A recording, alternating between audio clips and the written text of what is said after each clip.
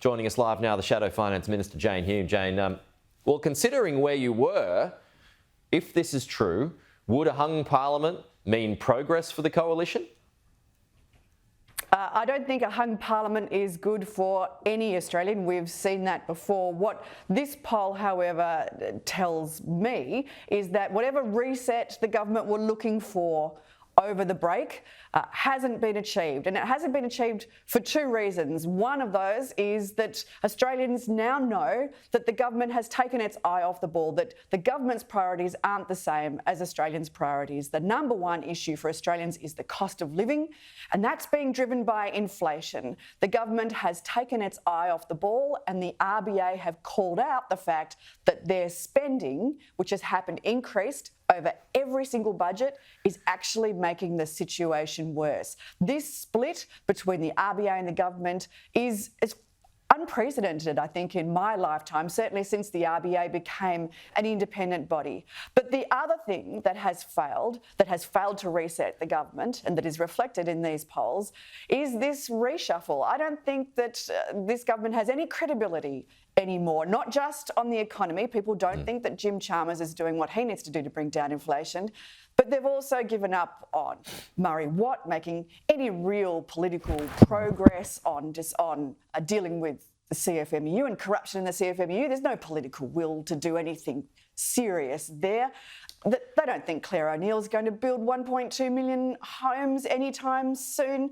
They don't think that Tony Burke, if his track record is anything to go by, can protect our borders. He let in 83 boats in 80 days the last time he was Immigration Minister.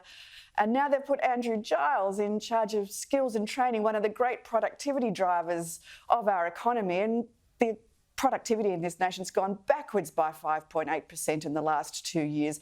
So I think that Australians have woken up to the fact that this government is not doing what it needs to do to make them better off, to make more money, put more money back in their pocket in a sustainable way, and to improve their standard of living and their quality of life. No, the government is sure tying itself in knots to avoid that accusation that it's not helping inflation. I think my chat with the Prime Minister last week proved that. But look, tackling inflation while helping people who need it, it's always a tricky balance, is it not? Because any help is feeding money into the system. So what's the right way about going about that?